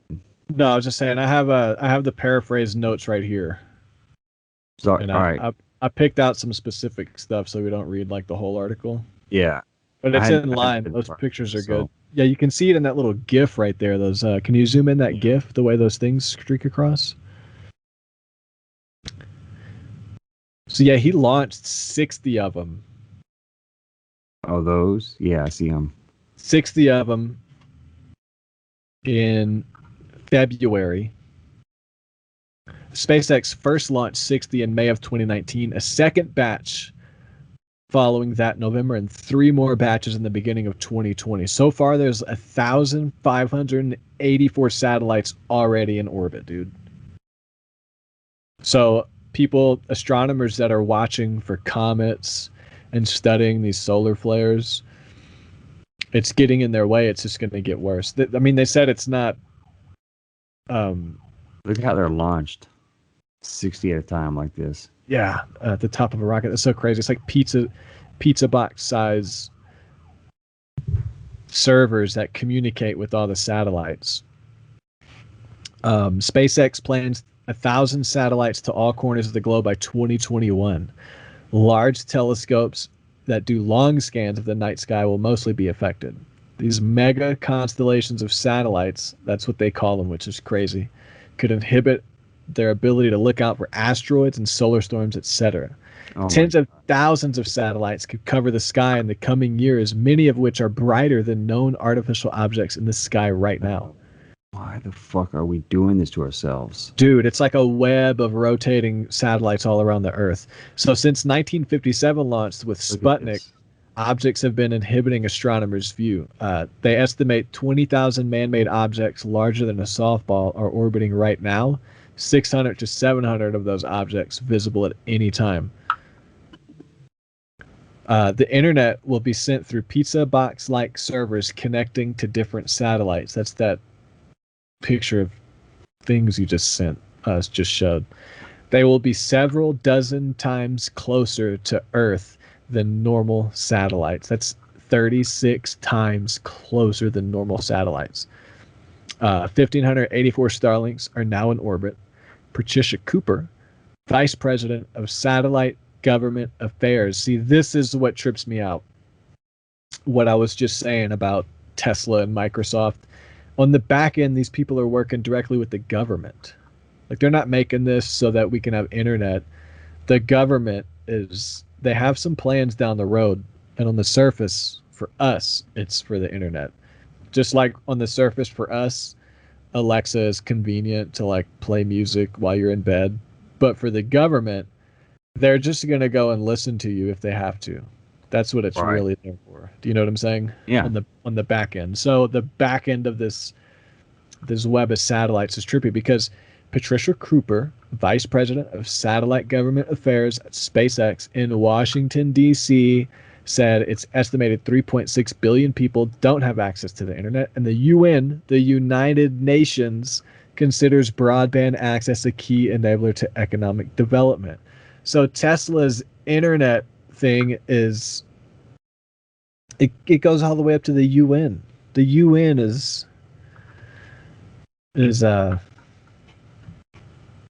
you think it's just the guy in a company making stuff, and then you realize the government and the UN. Did you hear are him making talk sure about this on Rogan recently? No, I find him extremely boring, and I can't pull So myself to listen to him. So Rogan asked him about this, about him launching the satellites, and he's like, yeah, not a problem. It's Yeah, like, and he just kind of said it like that, not a problem. yeah, And whenever Rogan kind of pushed him on, and he's like, well, the people that really have an issue with it are the more the amateur astronomers, the people that are actually studying deep space. They don't have an issue. There's no issue with them. that's bullshit because that's where the And how issue it's comes minimal from. and how it's minimal. Yeah, he blew it off. Basically, They do It's not an admit that issue. in the article that it's annoying right now because they have to clear up the data, but it doesn't affect what they can discover. But it does put more work. That's right now. Let me continue. They start in a low orbit, very bright, and the scientists are still trying to figure out why they are so bright. The Tesla scientists don't even know why they're so bright. But they start in a low orbit, and they move to a further orbit once testing and calibration has been done, because they put them up and got to test it. Then they go a little further out, but they're still 99% brighter than other objects in the sky. So they painted one of the satellites black up with the batch of 60 to test to see if it would be dimmer than the other ones. And the pushback from the scientists in this article was if he really cared about Okay. fixing the problem, he would stop launching immediately and redesign instead of paint one black and just keep launching. So there's a whole vibe in the science community that is not getting respect from Tesla because he's just like, fuck you. I'm I going have to the do money it. to do it. I'm going to do it. And not only the money, but the UN and Washington, D.C. I have the money and the support. Yeah, exactly. They're wanting this up. They're wanting this up. It's like Tesla is Iron Man, the big oligarch that's designing stuff for the military. Yeah, I mean, The original story of Iron Man was that he is a good guy, and his dad was the bad guy designing stuff for the military, and Iron Man wanted to stop that. The government got involved with the script of the movie because they need all of their technology to make the movie, locations, officers, uniforms, planes, all that shit. So they have to comply. So the CIA, the Pentagon, the Department of Defense requested that Iron Man not be trying to save the world from his bad dad who's designing stuff. Instead, Iron Man is going to design stuff for the government that's using the weapons to save the world. So they changed it so that So was in was that the original comic or something? the original script for the movie. Mm. Yeah, we'll cover that book, but there's a lot of FOIA files that show the government's involvement in our mainstream movies to change narratives because the original script is actually pretty good and truthful. So Iron Man it's another propaganda movie that makes it seem like big private rich billionaire philanthropists and their technology is serving the good of the world because our government is using it to fight the bad guys. But the original Or story, in this case, to provide It just- internet to all of the poor people of the world. yeah, it just seems like Tesla is Iron Man, and they're using Iron Man to condition us to accept people like Tesla, not Elon Musk. I know what you mean. Elon You Musk keep is saying iron. Tesla. Tesla's Yeah. just one aspect, one company. Yeah, so that's just really weird. So, to finish this off, SpaceX has permission from the U.S. Federal Communications Commission to launch 12,000 satellites. Tesla has also filed with the International Telecommunication Union in Geneva, where all the big shit happens, to broadcast to and from 30,000 more satellites. Amazon has filed with the FCC to launch 3,236 of their own. OneWeb, a communications company, has plans for 600 satellites and long-term plans for 5,260 satellites. So this is going to be a lot of big private companies just kind of getting into the satellite network. And then this could easily go to 50,000 instead of 6 to 9 Starlink satellites in view at a time. Astronomers might need to dodge a couple hundred bright satellites during twilight hours. So yeah, he was kind of full of shit. They do have concerns from the professional astronomers. Yeah. So we could see comets and asteroids before they destroy us. And solar storms, like we just had a discussion about, that are gonna fucking fry these goddamn satellites anyway. They're gonna fall from the fucking sky and crush us all. No, I don't know if that's how that works. They'd probably just burn up in orbit. Yeah, that's another thing. Like, what the fuck if these? Yeah, maybe they burn up in orbit. I hope. What if they just fall on your head? But are you familiar with Project Bluebeam? Refresh me. I think so. It is the hologram program from the government, super high level holograms. And in the documents, their plans were to fake an alien invasion or do something else. It was two really crazy things in the FBI classified documents or whatever. That was like the reason for their hologram. So the whole conspiracy around these satellites going into orbit and Elon Musk is that this isn't for internet. This is so they can fake an alien invasion and do what coronavirus started, which is lock people down. Because if you remember in the 50s when radio got big and the War of the Worlds. What was it? The UFO in Roswell? Yeah, that radio program that tripped out the whole country and everyone freaked out. It was real and they thought... Yeah. That was like a test run too to see how people would react, I think. And apparently they reacted really well. And I don't doubt that they're going to do something with holograms in the next 20 or 30 years. Once all these satellites are up and people are normalized with satellites. And now conspiracy theorists are saying, oh, it's a hologram. People are like, hologram, yeah, right. So that's just one of the conspiracy theories about these satellites is the government's just prepping for a fake alien invasion. Look at how many satellites are going to be launched with all these different companies. Dude, yeah, that's freaking crazy. Wow. SpaceX will have 42,000. Facebook just says thousands. Company called Link will have several thousand. Amazon's going to have that 3,200 you mentioned. OneWeb will have up to 5,200. China's going to have 156. Russia's going to have 640. Man. So yeah, I don't think this is a good thing necessarily. I could do without faster internet. Do you know what I mean? I'm good. I'm fine with how things are. Well, think about the poor people. You're being very classist right now, Dylan. Think about the poor people of the world that don't have access to broadband. Yeah, that's the thing. The UN considers global access to broadband. How did they word that? The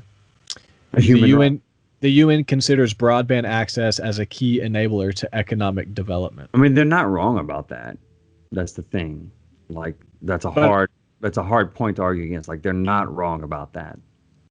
But the thing is, did these countries at what sacrifice? Do these corners of the world request internet? Do they all request internet, or is it just going to be like America instills our democracy in countries around the world, and the UN and this global cabal of Federal Reserve American dollars, if we can just get everybody in the same network, we can get everybody in the same system.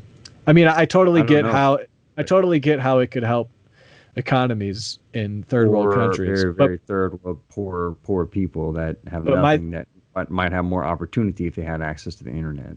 It's also, but on the flip side, it's also very like exceptionalistic to assume we need to, like a missionary, we need to bring Jesus to this tribe. They need what we have. It's I get that what you're same saying. thing. Like, who said the UN needs to launch satellites and bring internet to people who didn't fucking ask for it? Some of them probably do. I totally get that. There's probably a lot of tribes out there that don't give a fuck. Yeah, And like here's the UN. hunter-gatherer tribes. Yeah, and here's fucking Elon Musk, the UN, and Washington D.C. like, oh, we're good. We're gonna bring you all this bullshit we have. No, we don't want that. We're fine seeing our stars and eating fish from the ocean. We don't need Amazon delivery and Alexa here. But they're gonna be able to drone deliver to that Amazon rainforest. Yeah, I mean, look, all this stuff, I can be pessimistic and conspiratorial just because I've seen the pattern of how like power factions work. So I'm distrustful of the negative potential impacts, but I totally see the positive, and I hope it's only positive. Hope everyone gets internet and everyone makes more money and they're all happy. But I don't want some global government coming arresting people in a third Yeah, world country I that didn't just ask think, for it because they yeah, criticized Tesla. I absolutely think that having all these satellites absolutely covering our night sky is not necessarily the wisest thing. So, yes, let's get internet. Let's solve both problems. Let's get internet to the people of the world that want it, but also let's not inhibit our view of the cosmos Yeah. in the name of doing so, where we're going to potentially miss asteroids or coronal mass ejections that we could have seen coming. But we can't because we have all these companies with commercial satellites up blocking our view, and we're all going to end up with a massive power outage for months at a time, where we all end up eating each other because Tesla and Amazon and Facebook got greedy and wanted to launch satellites. Yeah. Yeah. All right. Anyway, so that's enough of that one.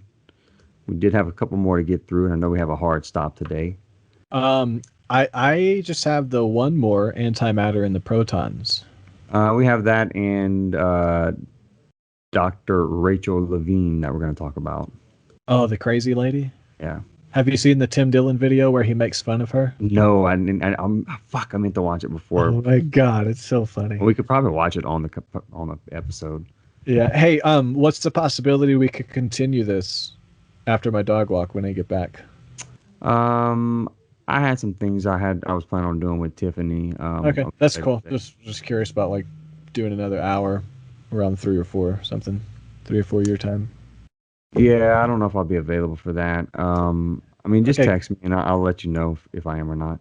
Okay. Let's do the Dr. Levine one. We did some science today, just in case we don't get to the antimatter. We'll save that one for next week. Let's do Dr. Levine. All right. First of all, this lady. Hold on. This lady is obviously the picture of health. I just want to say that. I don't want to be mean and discredit someone's appearance, but whenever I think about, hey, who do I want to be Who do I trust my kids with the most? It's this lady. who do I want to be this assistant secretary of health at the Department of Health and Human Services? How many cats, ashtrays, and Reader's Digests do you think she has laying around her house? Cats, ashtrays, and Reader's Digest. I would totally see that in her apartment. All right, so first of all, this lady's a hypocrite. So she called for all these draconian lockdowns of COVID-19 for her state, that caused like everywhere else in the country, that caused the local economies and local businesses to fall into despair. She forced COVID-19 patients out of hospitals into nursing homes and long-term care facilities, basically putting them at risk in a very lethal situation. She downplayed the criticism, arguing it was necessary for the state's coronavirus response. She actually pulled her parent from a nursing home early on in the pandemic, so she's a hypocrite. Fuck everyone else's parents, but I'm going to go ahead and pull mine out. So that just calls into question a little bit about her character right off the bat there, about how she's handling this coronavirus situation. And she's also advocating for sex changes for pre-pubertal children, or people otherwise known as children. And then Go ahead. when people like Dr. Deborah So come out with a book that talks about the actual psychological data Yeah. behind children, why they decide they're transgender, and how hormone blockers and surgery affects them when they grow up, the large majority have deep regrets, and there's no recourse from the government. The sex change and the hormones are free. There's no psychiatrist that evaluates the mental health. They just immediately do whatever the kid says. And then when the kid grows up and regrets it, which there's data for this, there's no government help. There's no recourse on the surgery. There's nothing. It's just, it's really unethical and crazy. So, but Deborah So gets silenced. She gets the algorithm. Yeah, she gets silenced. Misogynist, racist. Now, can we? Well, we can both agree, hey, that there are trans people out there, right? And that's a real thing. Yeah, but Dr. Deborah So has friends that are trans, and they don't agree with this. All right. They don't agree with. But I wanted you and I sex to like as we're talking about this stuff. Yeah. Like we agree that yes, there are trans people. That's a real thing. Absolutely. Yeah. But it's we're not giving arguing against sex. that. But It's giving this to children sex changes and hormone blockers. That's a lot of you can let the kid be trans, but just wait until they're older and develop to have a sex change and hormone blockers. Because exactly. I saw a beautiful meme, and it was a kid with his dad, and the kid said, "Can I have a cigarette?" And he said, "No, you're 5." And he said, "Can I have alcohol?" He said, "No, you're 5." And he was like, "Can I have a sex change and hormone blockers because I'm transgender?" He said, "Yes, son, you know best." And that's what this is. Yeah. The kid just comes out and says, "I'm trans." They're 5. That's literally what this is. Yeah, and the argument for it that you're going to cause mental damage if they have to go through puberty, and going through the puberty of a gender that they don't feel that they should be. So if they're a trans female and they start growing chest hair and voice gets all deep and stuff like that, that's mentally damaging to them because they internally identify as a woman. So it's important for them to be able to get these hormone blockers so that they don't have to undergo this traumatic experience of puberty that's going to cause them all this mental damage. That's the argument for being able to do this. And that's the thing, is that the kid doesn't know anything other than what they're taught. So when the kid just needs to be supported and know that it can be himself. The kid doesn't know it needs to not have, like, if you support the kid and foster the right environment and say, "Hey, it's okay. Your voice can be deep. You might have some hair. You're girl. That's fine. Don't worry about it. Be supportive." Like, how is hormone blockers and sex change therapy and all that gonna make life easier on the kid? It's not. And like you said, there's evidence now that there's regret whenever later in life when they make these decisions too early. The critical point is supporting and accepting the kid. And absolutely. It's not going, "Okay, we'll get hormone blockers and therapy and surgery so that you could be normal." So if you want to be normal, people get bullied. I was normal growing up, and I got picked on. People get picked on. So you can't stop that. If your kid's 6 and it's being introduced to they don't give a shit about sex and gender at that age. And they definitely don't understand the concept of manhood and womanhood enough at that age to come out and really say, "I'm a man." Yeah. The only reason these kids are introduced to this concept is because the school institutions, yes, and it's propaganda from the top down, but we take the word of the down, and the down is affected by what's coming from the top, and it's like you can't. I agree with what you said. I think the important thing is just making sure the kid feels loved and accepted. Yeah, and then when they're 18, no matter what, and then when you're an adult, you make those decisions for yourself. But terms the of parents being- are scared because the doctors tell the parents the kids are going to commit suicide. That's literally what happens. They're going to commit Yeah. suicide. And the parents are literally afraid the kid will commit suicide. That's why they allow the kid to do it. It's these weak fucking parents that don't say, hey, just be yourself. I support you. You want to be a girl, whatever. Wear a dress. yeah. But you're not getting hormone blockers because you can't even get a tattoo. You can't smoke. You can't drink. Like, parents don't even have the birds and the bee conversation with their kid until like 14 or 15. But now the kid can come out at 5 and say, I'm a woman, and you can go get sex. How's the kid going to know, oh, this vagina works properly? The kid doesn't even know a vagina. Do you know what I'm saying? Like, the kid, before you even tell it about a vagina, is saying, I need a vagina. Like, this is traumatizing for kids. Well, it's super insane. young. I think it's crazy for super young kids, right? Yeah, super. Oh, And dude, it's so crazy. Yeah, and parents are doing that now with their super young kids, which is insane. And the thing about Um, this is, I had a conversation with a close friend relatively recently about Joe Biden coming out and endorsing in an interview before being president, like in the race and stuff like that. A woman said, do you accept trans kids' rights? And he said, yeah, I think kids should be able to be whoever they want to be. And that's a fine answer. That's true. Yeah, that is true. My response to my friend who showed me this and was like, look, this is good. My response was, this isn't about that. This is ushering in sex change and hormone therapy for kids and ignoring science of the mental health and the long-term effects of kids who get to do this. And he was like, oh, that's a slippery slope. And I said, it's not a slippery slope. It's the world right now. I just don't think you're paying attention to this whole conversation about transgenderism for kids. So people out there that are supporting Biden, and normal people, this is a close friend, you know this person, normal people that aren't awake to this whole conversation, they're just getting it from like MSNBC and PolitiFact. Yeah. They don't know this stuff. And it allows this era to be ushered in because the masses don't know this. They just know we should accept kids and let Biden run the transgender faction in the government. They don't know that same faction is going to destroy these kids, not based on science. And it's not about not letting. He thought I was a Trump supporter. He was like, so you don't want kids to be themselves? You want the government to come in and tell them they can't be gay? It's like, dude, you are totally missing this. So it's really weird how if you bring this up, normal people will think you don't want kids to be themselves and you don't support gay rights. Normal people, not even crazy libs.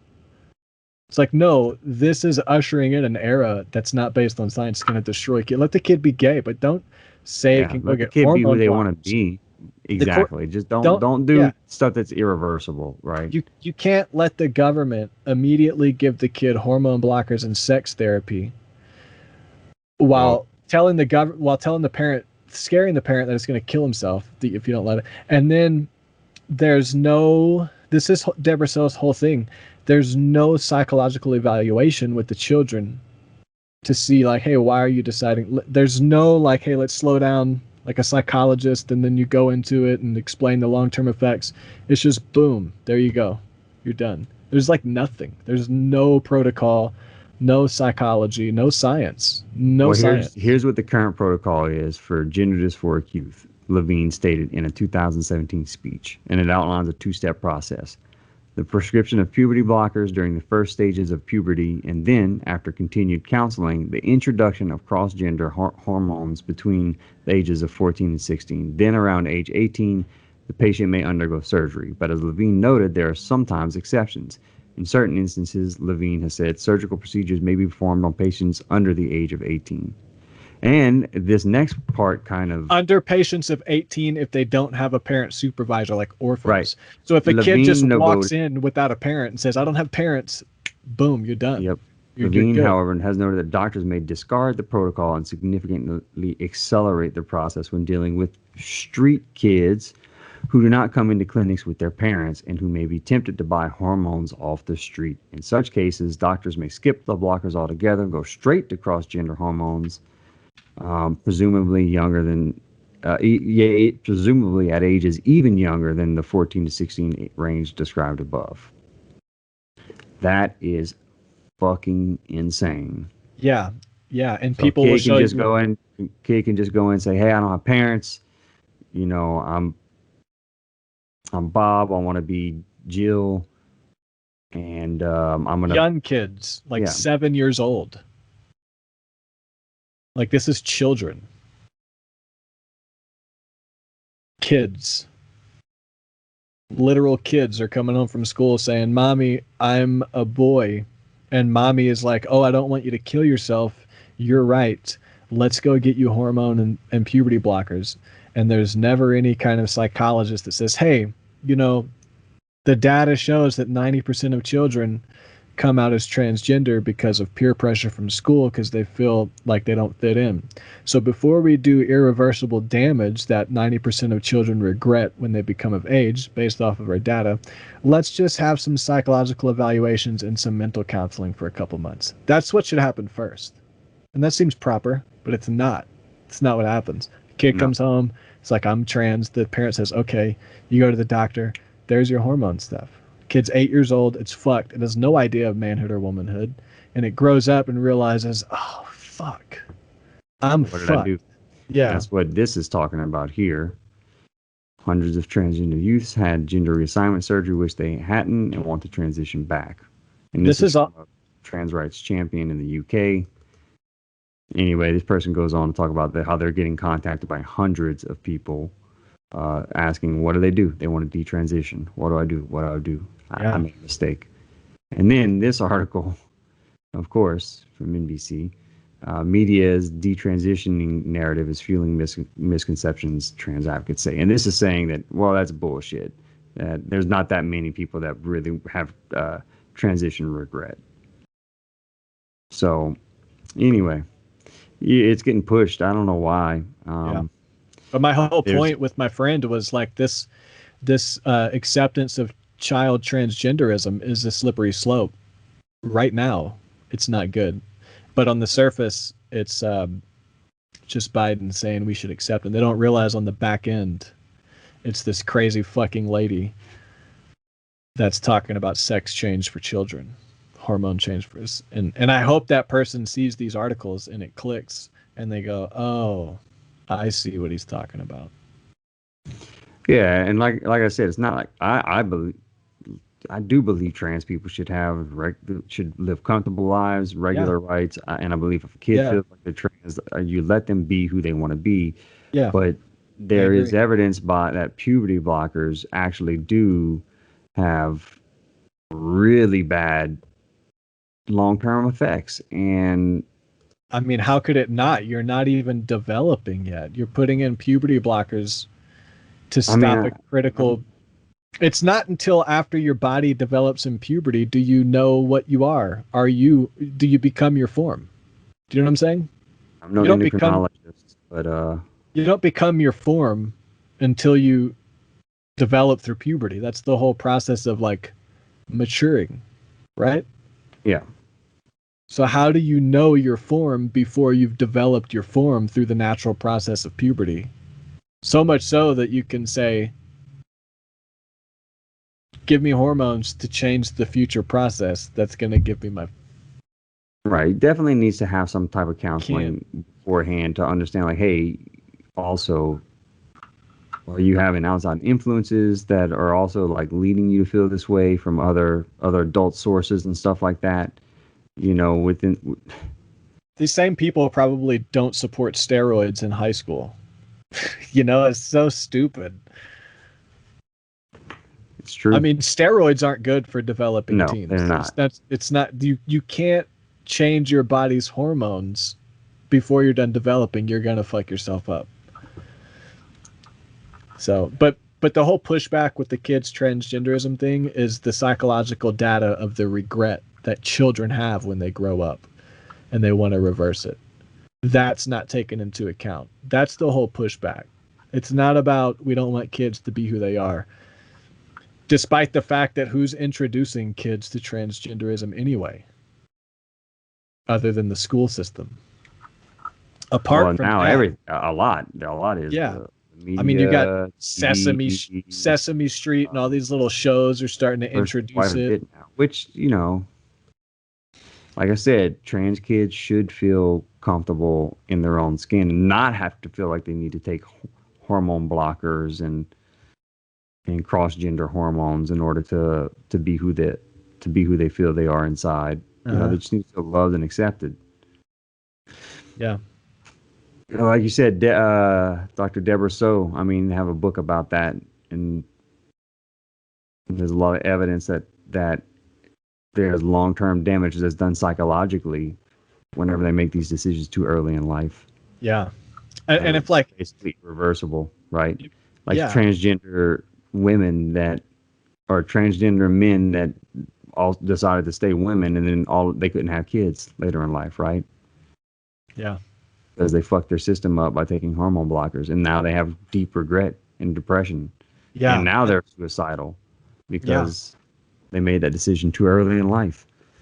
And I wonder about if you really are in your mind and like your body and stuff, the opposite sex.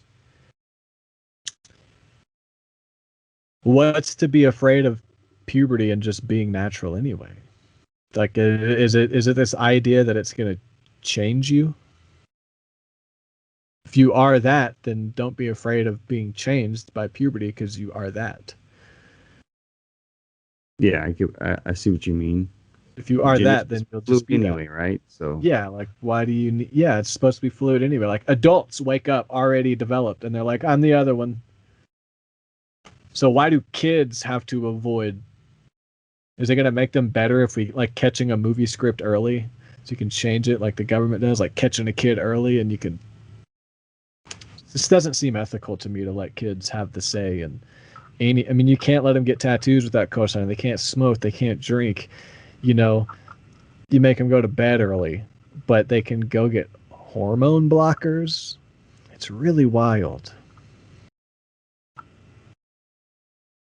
Lupron, is that Yep. one of the drugs? And that's one of the hormone blockers. I just pulled this up. It's basically goes into how hormone suppressing is not good. I mean, it outlines why having normal hormonal balance means having a healthy teenager or adult. And so whenever you start using all these hormone suppressors, it breaks down the chemistry of it and how it all works. But anyway, you can look it up. Can you imagine a child's first, like a little boy, his first introduction to what a vagina is on the surgery table? Or in some office where some doctor is getting government grants for every prescription of Lupron he gives out to kids. He gets like $3,000 on the back end, just like hospitals got money for COVID deaths. These doctors are going to get money if they prescribe this, because that's how big pharma works. You have to prescribe these drugs, and if you don't, you get shut down. Like, it's not a free market. Big pharma is not a free market. And Sam Tripoli makes a great point. He said, medical school is so expensive, and the college system that indebts you is so bad that when you get out of college to be a doctor, you have so much debt you can't afford to not play ball, because you won't get funding, you won't get hired, you'll get shut down. You have to prescribe the drugs that are on the market. You have to meet the quota. You can't just be a holistic doctor and get away with it. You can't make your own medicine and sell it for cheaper. You have to prescribe these things. You have to play ball with the pharmaceutical industry. Yeah, and then other people, like the close friend of mine says that these doctors and scientists get where they are because they're passionate. It's like, no, man, a lot of these guys are playing ball and they're compromised. The government and big pharma and all these big companies, they're not altruistic things that sprouted out of the ground to serve humanity. They're people, and they're deeply corrupted, and there's money involved. Like the doctors prescribing Lupron are not passionate about trans rights. They're getting paid. They're getting paid, and they have hundreds of thousands of dollars of medical debt, and they can't afford to push back. And the people that release science and stuff that wind up dead, wind up, so many scientists that come out wind up dead or missing. You told me about the Kobe Bryant thing. Yeah, Kobe Bryant wound up dead. There goes the lawsuits. Pharmaceutical company. A lot of hydroxychloroquine doctors that were a lot of people in like Japan or some scientists, you could probably find that, wound up dead after they came out with breaking science that hydroxychloroquine works. Joe Rogan has a story. His own doctor, Rogan went to the doctor, his own doctor asked him, what's your political standing? Joe was like, what? He said, I have to ask you because most people that are Democrat don't want to hear this, but hydroxychloroquine works for COVID. So I just want to know what your political standing is before I recommend something to you. That's Joe Rogan's story. That's what his doctor told him. It was Brendan Shaw, but yeah. Was it Brendan? I think it was Rogan. It was Brendan Shaw because he got COVID. Oh. And he was getting treated for it. Okay. But yeah, true story though, yes. Yeah, I mean, there's a lot of corruption on the back end of science, you know. The only science that this makes article, I wanted to just sum up like what this article states about Lupron. Administration of Lupron to young people for the purposes of blocking puberty is a disruption of a delicate hormonal balance that has the potential to cause adverse health effects. The risk is further compounded by the off-label usage of the drug for this purpose, as well as the lack of long-term data related to safety. So they're not doing these kids any favors by the lack of prescribing long-term data. You mean the lack of science to support the science that liberals are telling us that we need to believe? Exactly. Just like, remember that COVID article from last week, the lack of data? We're not doing these kids any favors by prescribing this shit to them whenever they're 6, 7, 8, 9, 10, 11 years old. You know what you do? You support the kids, you accept them, you tell them who they are, and you get them into martial arts so that when people pick on them, they can kick some fucking ass. Yeah. You don't give them puberty blockers so they can escape the perils of life of bullies. Put them in jiu-jitsu and you teach them how to choke a motherfucker out, so when they get poked around for being a tomboy or being a feminine kid, just fucking calf kick that motherfucker and catch him with an elbow and be like, what now, bitch? Well, that's how you fix that. Unfortunately, we're not going to have a choice because I guess after we have all these people ushered into these cabinet positions. Yeah, Biden's cabinet is like neocons and the CIA. Isn't a board member of Raytheon the Secretary of Defense right now? It's insane. Is that true?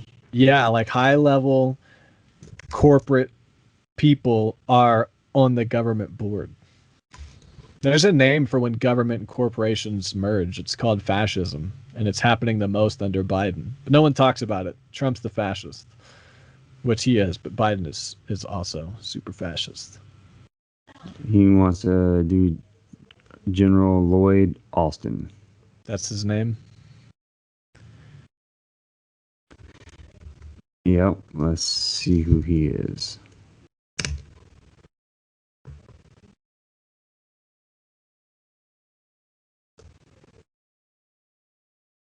So he was a 4-star general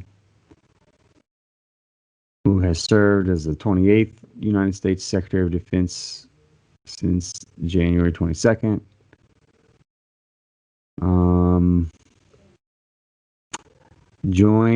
He retired from the Armed Services in 2016 and joined the boards of Raytheon Technologies, Nucor, and Tenet Healthcare. Ha! Wow, he likes weapons and medicine. This guy's a renaissance man. He seems trustable. All right. So you were right, Dylan. Boom. Boom. Yeah. So yeah, that's what Biden's filling his board with. Yeah, trust the science, everybody. Trust the science. So yeah, that's discouraging, unfortunately. Super. So I like ending the show on a negative note. Well, we had this last one right here. I got to go in 8 minutes. I got to be to this dog. Okay. It takes All me right, 30 you minutes got to it. get there. I'm sorry, man. The weather cleared up so I can walk the dog this week. It was cold last week. Yeah. So I didn't want to leave today off right when it gets warm and dry. I can't. So the weather's normal now, so I'm gonna make sure I leave next Wednesday clear, and we can pick up on that anti. We'll pick up on the antimatter. Yeah, but 2 hour salad, it's a good average. 2 hours, Yeah. Shout out to our listeners. Thank you for making it this far. Thank you. If you did make it this far, I don't know. I'll come up with like a bonus prize for somebody if they make it this far. We'll start doing that for our long, because we do have pretty long podcasts. I mean, 2 hours for a podcast is pretty long Yeah. compared to the average, that's out there. Yeah. So, The average is 2 hours is about the average of the ones I listen to. Fight podcasts are shorter, but most of them are about 2 hours. The good deep dive ones. yeah. I don't mind them being long. So Me either. we keep doing it. Fuck it. Yeah, you do like them long, don't you, Jesse? Uh-huh. Making gay jokes. We're just talking about trans issues. Yeah, much love to trans people out there. I have no problems. My wife's friend is trans. I love her. It's just the kids, we can't let the kids just go to a doctor and get hormone blockers and then have the same people tell us to trust the science when this whole thing is not based on science. If anything, the science says this isn't good, and that science gets called like misogynist. This whole thing is not healthy, and we just can't, we can't politicize the kids like this, but it is. And it's crazy that they're just going to be there. They will just be allowed to walk into a clinic and say that they don't have parents and get these hormone blockers that do really bad damage to their endocrine systems. Yeah. Yeah, like I didn't even get proper medicine for this allergic reaction until I got a biopsy. I couldn't walk in and just be like, I'm itching. Can you give me some itch cream? Here you go. It's like, no, let's check this out and make sure they don't even do that for this. They're just like, okay, here you go. Yep. Here you go. It's crazy. Scary. Yeah. Take care of your kids, people. Take care of your kids. Make them feel loved, make them feel accepted, let them be who they are. And teach them karate so they can face kick a motherfucker. Teach them karate, taekwondo, jiu-jitsu. It's cheaper than Lupron. Boxing, kickboxing. Yes. It's cheaper than Lupron. And safer. It is safer, and there's fewer side effects. Absolutely. Yeah. Hey, and if your kid's trans, they might benefit from being able to roll around on the ground with other boys or other girls.